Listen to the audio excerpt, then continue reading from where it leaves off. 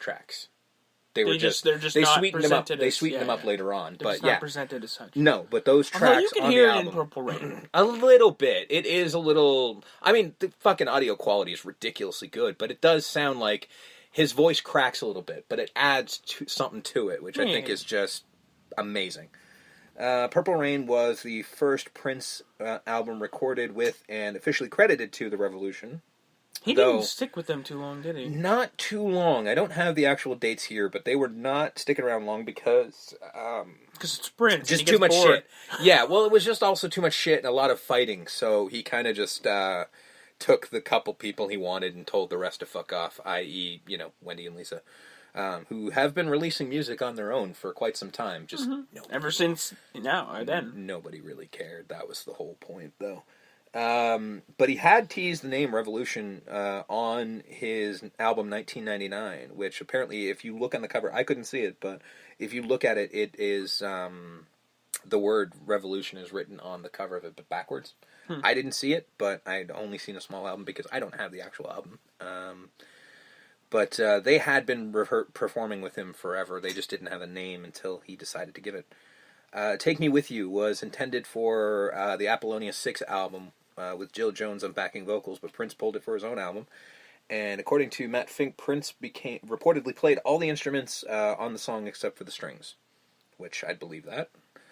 The album is certified 13 times platinum, having sold more than 20 million copies worldwide. Prince and the Revolution won the 1984 Grammy Award for Purple Rain for Best Rock Vocal Performance by a Duo or Group with Vocal, and the four composers in the Revolution won Best Score Soundtrack for Visual Media.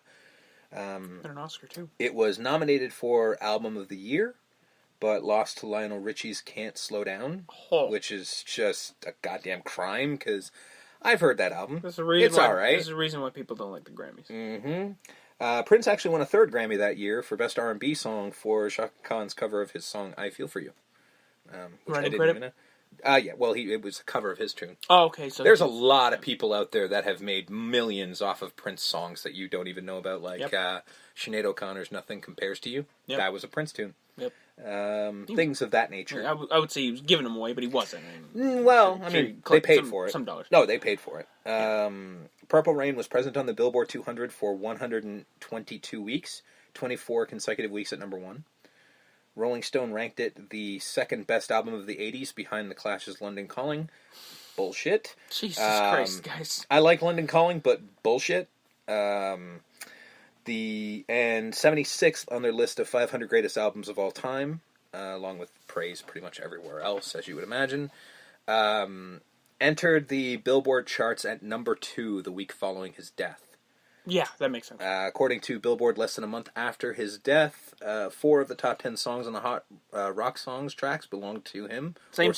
Were off of Purple Rain. Same thing always happens. Yes. The title track coming in at number 1, as you would imagine.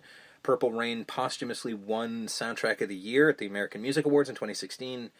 Purple Rain was the 13th best-selling album of 2016 with 480,000 album sales.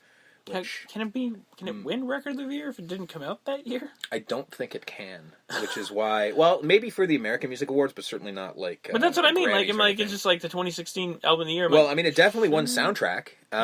So I guess that's how that works.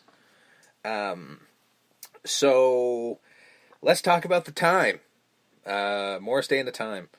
Time was assembled under a clause in Prince's contract with Warner Brothers that allowed him to recruit and produce other artists for the label.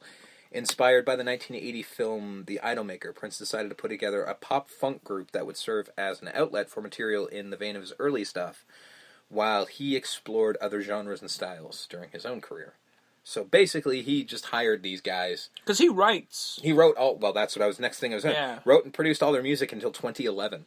Under the name Jamie Starr and the Starr Company. Yeah. So, 2011, they didn't even actually, in 2011, when they put out an album, they didn't even call it The Time. They actually called it The Original 7. Yeah, because was that like a legal thing? Yeah, like I'm pretty sure, like Morris Day can't call it The Time anymore? No, he can't. It has to be The Original 7. I think he can perform under the name, but he can't produce music. Because he never produced music to begin with. Because he doesn't own The Time, but does he own Morris Day in The Time? I don't think that's ever been a name that they've used. And I'm not sure the legalities on that because I don't think he can do that. Because it would be like ELO, like Jeff Lynne's Yeah. ELO. Can it be like Morris Day's I time? don't think so, just because he never owned the time to begin with. Fair I enough. think it's one of those things where if all the band members owned the time, he could call himself And now the Morris Day and estate, Time. Prince Estate, will But not. Prince's estate, well, I would be shocked right now if Prince's estate didn't give him back the name. Come on. Just come they're on, still guys. touring, right? Yeah. As far well, as I know? yeah, they are. They Not are touring. regularly touring. No, they are actually. I'll get to that. I've got, dude. Oh, no, I still got more. I didn't know still that got they more. were still touring. I ain't awesome. done yet. Excuse me. So Morris Day was a childhood friend of Prince's, and Jerome Benton was a promoter from another band. So they just recruited a promoter and just put him on stage and said, "You do this." Rivalry developed between this. This is just funny. I had to throw this in there. Rivalry developed between the Time and Prince's band during their '82 Controversy tour. Frustrated with their lack of input on the album bearing their name and it being underpaid, the Time would take to the stage with the intent of showing up Prince. On the final night of the tour in Cincinnati, during the Time set, Prince and some of his band threw eggs at the supporting act from off stage. After the Times performance, guitarist Jesse Johnson was handcuffed to a wall-mounted coat rack. Prince demanded no interruptions during his performance. But as soon as he left the stage, a food fight erupted, which continued at the hotel. Prince held Morris Day responsible and made him pay for all the damages. That is fucked up. And another weird scenario, one night Jimmy Jam and Terry Lewis, who had begun writing songs and producing albums of their own, were stranded in Atlanta by a blizzard and failed to make it to a Time concert in San Antonio. So what they did was they had Jerome mime playing the bass while offstage Prince played it. And on stage, Lisa Coleman stood in for Jimmy Jam. And subsequently, the duo were fined and then fired. Although Prince would state in a 1990 Rolling Stone interview, he was like, "I didn't fire them. Morris asked me what to do in the situation, and I said, it's your band, do what you want." So, apparently Prince didn't fire him. It was Morris. Yeah, he threw Morris under the bus. Yeah, a little bit. But in all fairness, it was probably Morris's call. By the time this film was released, Morris Day and Prince were not on speaking terms due to creative differences. See the top part where they're, not doing anything. At the time, Morris Day had actually left the Time, choosing to pursue a solo career, taking other Time members Mark Cardenas and Jerry Hubbard with him. And then after this, Jerome Benton, Jelly Bean Johnson, and St. Paul Peterson, because the Time is awesome. Because the Time is made up of fucking Saturday morning cartoon characters. Exactly. They reformed a short-lived project called The Family, which I think is part of the original Seven gimmick. Yeah. They reformed the Times a few times over the year and have been reunited permanently ever since. Although Jerome isn't frequently a member. However, he doesn't do anything. He does claim to have invented the role of hype man, which an argument can be made. But my question is, when did Flava Flav start? That's the question, right? Yeah. That's the question, when Public Enemy start. Exactly. So I don't really know. But is he a hype man? Because he doesn't hype the crowd. Yeah, he does. Does he? Yeah, he does. Okay. But he does it more so before Morris gets there. Because Yeah. nobody's louder than fucking Morris. No. So when the band is doing like their intro music and shit like that before Morris fucking saunters up, Jerome's just hyping up the crowd and shit like that. To me, he really seems to be what his role is in this movie, of just kind of Morris's servant. He really just kind of seems like that on stage, even. He would be like the guy who raps James Brown with the cape. Yeah. Like, he really seems like that dude who occasionally stands there and dances too. Like, Gets the mirror. All that yeah. stuff. But I love me some Morris Day and Jerome, so. And they did make up, though. They did. Yeah. I know this because when Prince came here a few years ago, he was doing the sound check in between shows, because it was a 2-night set. Yeah. In between the shows, after the first show was over, he was doing sound for the next day. Yeah. And I'm cleaning, because I worked in the building, and I hear the lady who's working with him going, "Morris, you want me to?" I'm like, my eyes perk up. I'm like, are you telling me that Morris motherfucking Day is right down there? And every fiber of my being held my tongue in to not yell like, "Morris Day in the motherfucking town."